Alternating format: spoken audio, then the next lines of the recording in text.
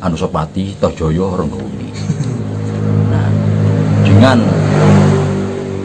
setelah munculnya 5 itu, maka ada Jayakatwang. Siapa Jayakatwang itu? Sudah pernah saya jelaskan bahwa itu Bapak SBY. Nah, dengan demikian berarti Bapak Jokowi ini Raden Wijaya, yang bergelar Kertarajasa Jayawardhana Raja Mojopahit.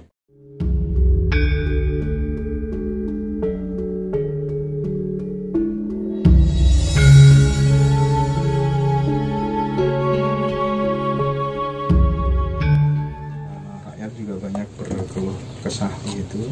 Mungkin nggak bahwa Pilpres yang akan datang itu bisa mengulang teori siklus Gajah Mada memimpin Nusantara kembali. Monggo, pandangannya seperti apa? Kita tetap berpijak kepada teori siklus ya, tanpa menilai apa itu kinerja, apa itu keberhasilan dari tokoh-tokoh yang ada. Dalam teori siklus itu saya terangkan bahwa Ken Arok itu Bung Karno, atau Bung Karno itu Ken Arok.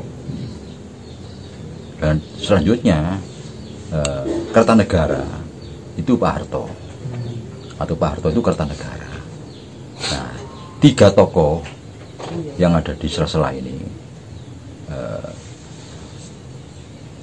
Habibie, Gus Dur, Bu Mega, itu di sini ada di dalam antara Ken Arok dengan Kertanegara itu ada Anusapati Tojoyo Rengguni. Nah, dengan setelah munculnya 5 itu, maka ada Jayakatwang. Siapa Jayakatwang itu? Sudah pernah saya jelaskan bahwa itu Bapak SBY. Nah, dengan demikian berarti Bapak Jokowi ini Raden Wijaya, yang bergelar Kertarajasa Jayawardhana Raja Mojopahit pertama. Sehingga situasi sekarang ini sama dengan awal berdirinya Mojopahit. Nah, kalau kita menunggu munculnya Hayam Wuruk dengan pasangan Gajah Mada, itu pada zaman pemerintahan dipegang oleh Hayam Wuruk. Hayam Wuruk itu menjadi Raja Mojopahit, menggantikan ibunya Tribhuwana Wijaya Tunggadewi. Nah, Tribhuwana Wijaya Tunggadewi ini itu menggantikan Jayanegara. Jayanegara menggantikan Raden Wijaya. Kita tinggal begitu. Sekarang ini zaman Raden Wijaya. Nah, muncul Jayanegara, Tribhuwana, baru Hayam Wuruk. Nah, tentang munculnya Hayam Wuruk dan Gajah Mada ini dihitung dari sekarang, ini tergantung situasi, cepat dan lambatnya. Enggak, tapi setelah Raden Wijaya itu siapa Pak Gatot? Siapa tadi? Jayanegara. Jayanegara. Ya. Setelah Jayanegara, Tribhuwana Wijaya Tunggadewi. Nah, itu baru muncul Hayam Wuruk dengan Gajah Mada ini. Tapi Gajah Mada ini muncul pada zaman Tribhuwana. Munculnya, yang menemukan sosok yang memang bisa diandalkan, luar biasa, ini Tribhuwana Wijaya Tunggadewi. Tapi rupanya Gajah Mada ini sudah muncul sejak zaman Jayanegara. Nah, kalau ini dikaitkan dengan 2024-25, ini sudah muncul, masih muda sekali. Gajah Mada ini sudah muncul pada tahun 24-25 ini, 2024-25 ini. Ini kalau dari siklus loh ya. Nah, apakah saya dengan mengatakan begini membuka rahasia alam, saya tidak tahu. Ini udah adik saya sendiri. Alam kadang-kadang katanya kalau diungkap rahasianya akan bergeser, tapi tidak jauh. Jadi kalau dikaitkan dengan tahun 2024-2025, Gajah Mada ini sudah muncul. Oke, kalau kita flashback ke belakang, menurut lagi-lagi menurut teori siklus, menurut sejarah, bagaimana karakter kepemimpinan Jayanegara, Pak Gatot? waduh itu kurang tidak simpatik masyarakat kurang simpatik dengan Jaya Negara itu Jaya Negara loh, mudah-mudahan muncul kembali dan seperti itu kan gitu ya, kan bisa merubah ya. Tapi ya tidak terlalu merugikan masyarakat, tidak terlalu merugikan bangsa negara, enggak ya. Ya hanya karakter mungkin pribadi, kehidupan pribadinya aja. Tetapi kalau lagi-lagi pakai patokan tersebut, Mbak Gatot, kemudian ada yang menyatakan 2045 Indonesia emas akan menjadi negara superpower, cukup masuk akal nggak kira-kira? Masuk akal. Sebagaimana yang pernah saya terangkan ya, bahwa Pancasila yang dimunculkan pada saat kita proklamasi ya, itu baru diterima dari semua lapisan masyarakat ini sekarang 75 tahun kemudian setelah kita memproklamirkan kemerdekaan. Pada saat munculnya itu banyak yang menentang, banyak yang menerima, dan banyak yang menentang. Kenapa?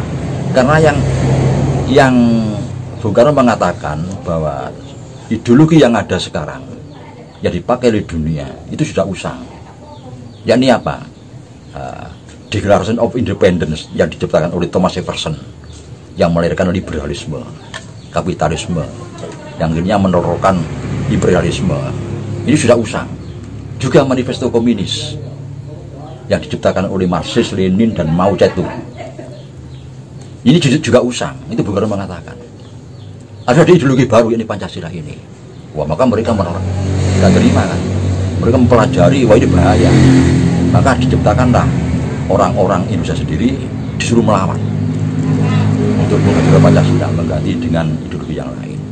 Semua pemberontakan, mulai pemberontakan komunis, Medion, DITI, PRI, Kartosuwiryo, Karmusa, Kartomono Jihad, itu terus melawan. Ini dikendalikan oleh orang luar, dikendalikan oleh bangsa yang tadi itu, yang berpegang pada teori Thomas Jefferson, Marxis, Lenin, dan Mao. Ini yang mengendalikan. Ternyata gagal. Pancasila tetap eksis. Nah sekarang ini tidak hanya kita yang berpikir, bangsa luar pun berpikir. Ada apa dengan Pancasila ini? Ini mereka menerima itu akhirnya, mengakui sebagai pengganti ideologi yang sudah usang itu. Nah inilah yang dimaksud dengan mercusuar dunia. Tidak hanya kita yang mengakui, tapi bangsa lain pun mengakui. Dan ini bertepatan dengan apa? Dengan perubahan peradaban. Di mana pada abad pertengahan muncul peradaban alat tukar. Ya. Nah sekarang terus bergeser kan, sampai hebatnya Amerika yang tadinya sebagai kolateral ya, underlying-nya itu emas. Bahkan Amerika pun tanpa jaminan bisa mencetak uang dari hebatnya. Nah sekarang China pakai materi yang lain, logam yang lain. Nah tapi diam-diam kita harus berpikir, gudang pangan itu kita, gudang pangan. Nah bagaimana kalau pangan ini akhirnya menjadi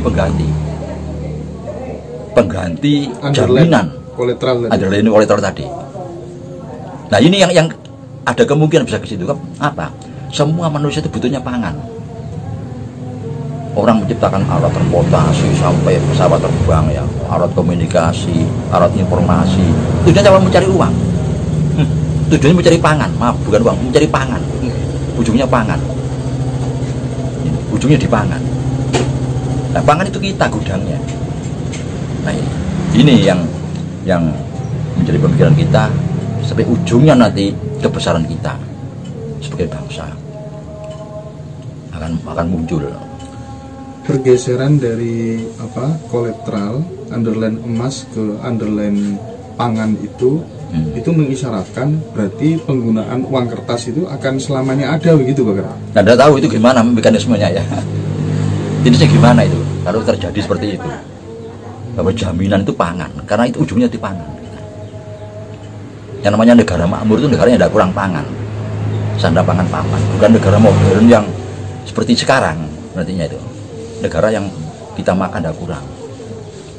Nah, sedangkan kita itu patokan kita mangan warak nyandang wutu, sandangan pangan papan. Nah ini akhirnya muncul itu, kekuatan itu muncul pada era-era yang seperti sekarang ini.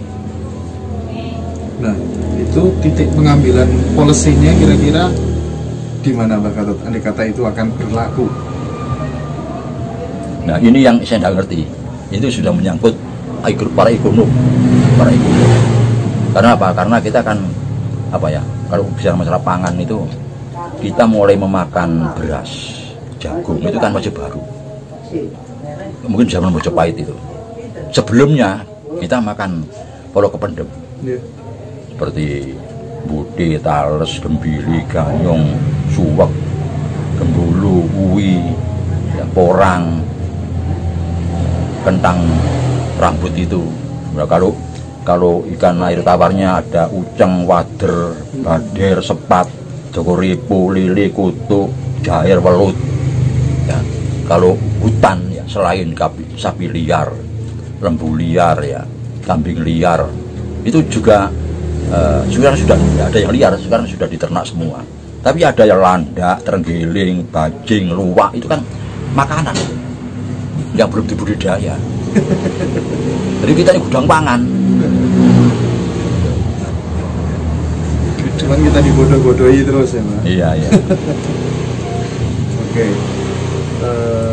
Baik Mbak Gatot, kami kira itu dialog kita pada kesempatan kali ini.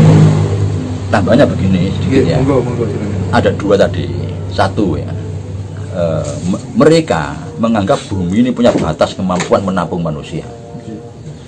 Sehingga tadi ada pertanyaan, mereka mau eksodus ke planet lain. Dianggap bumi sudah tidak mampu lagi.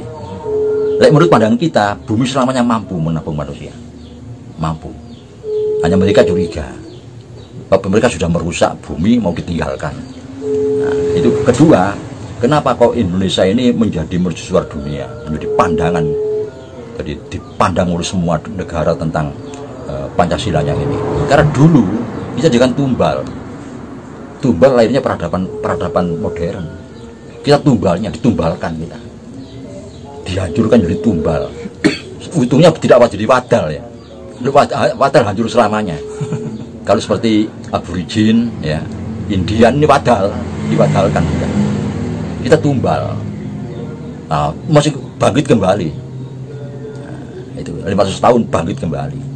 500 tahun setelah janji Sabto Palon, 500 tahun setelah abad pertengahan lahirnya revolusi industri, lahirnya kapitalisme, imperialisme, liberal dan komunis tadi.